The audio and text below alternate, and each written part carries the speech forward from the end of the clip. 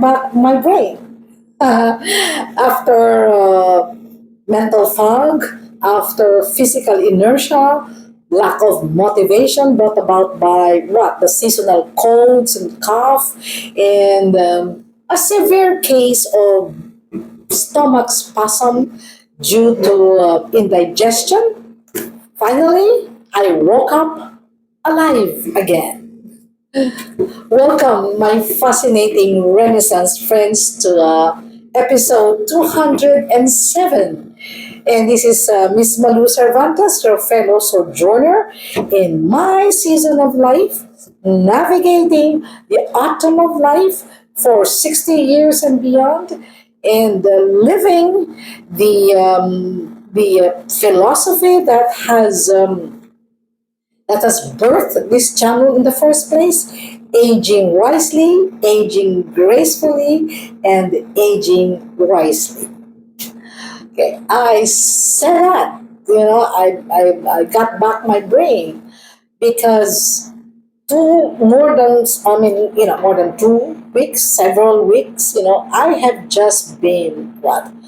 Resting, sleeping, lying in bed, staring at the ceiling and looking out, staring out of the window, maybe just relaxing, some reading, some reflection.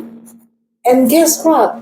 I've told myself these past weeks have been unproductive, and what a waste of time. Why did I say that? It's because I wasn't achieving anything. Nothing to really be proud of. And then all of a sudden, I was dead on track.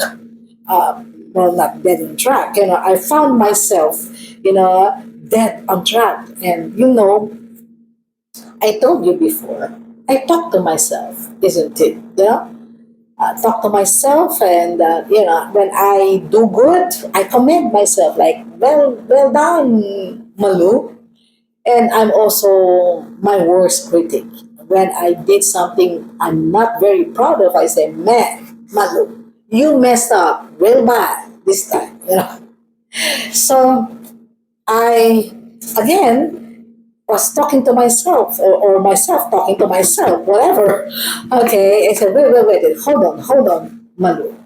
Said, you just decided that the old productivity metric of what?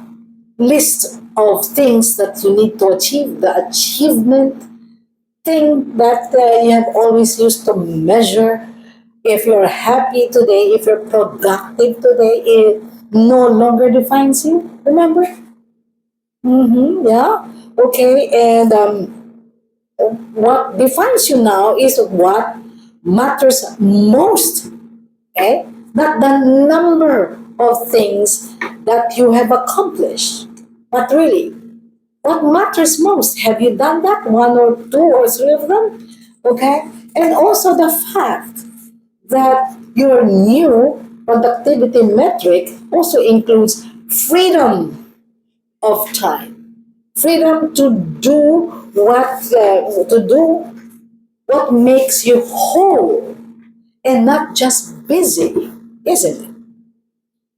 You have just defined your resonance life, okay? And you've been broadcasting that since episode 198, after that spiritual epiphany you had.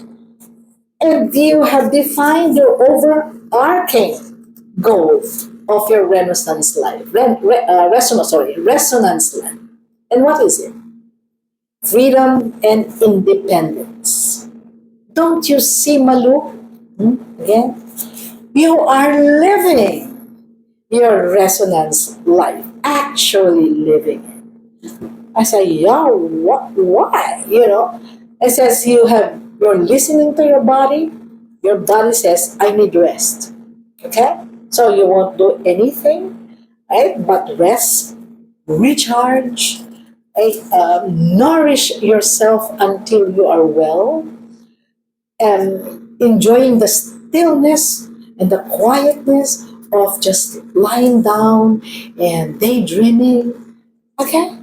And I say, my goodness, I didn't realize that I am really living my resonance life. And I'm not even aware of it. I said, then it struck me. The truth struck me. I could be living my resonance life, okay, and not knowing that I am. So there's a big gap between living it and knowing that I am living it. Okay? And I thought it's automatic. I have decided that I do not want the hustle culture anymore. I have decided it's going to be my resonance life. I have designed my daily activities around it. And now I am living it. And yet, I'm not even conscious of it. Okay? In order to find joy, which is the bottom line of everything, is I need to be conscious that I am living it, isn't it? Remember, I thought it was a waste of time. I thought I wasn't productive. I thought I was lazy. You know, and there's nothing that I can be proud of because there's nothing I achieved. And so I was unhappy. And so I wasn't really proud of myself. You know?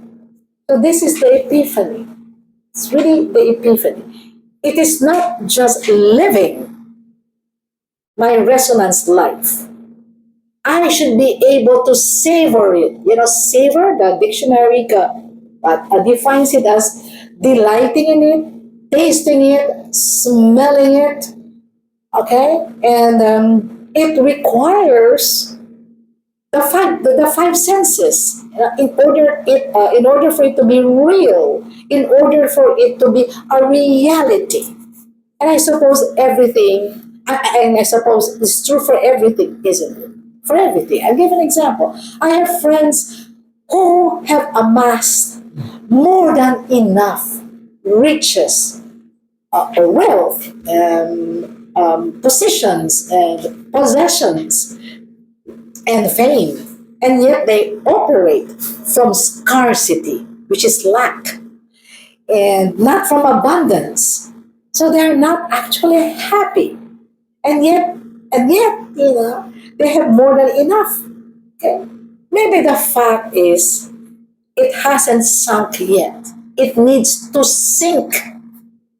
They need to be aware that they already have what they have been really working so hard for. Okay? So, that's the spiritual epiphany. Living it and is different from knowing it. It needs to sink in. So, may I ask you, my fascinating Renaissance friends, is there an area in your life you still feel missing, but in reality you already have it, and it hasn't sunk yet, but it needs to sink in order for you to be really, truly happy. Think about that and share that with me. Okay? And so don't forget to like and subscribe so we can continue to navigate this autumn of life. We can continue the conversation of what for me is a resonance life. Maybe it's yours too. So until then, goodbye.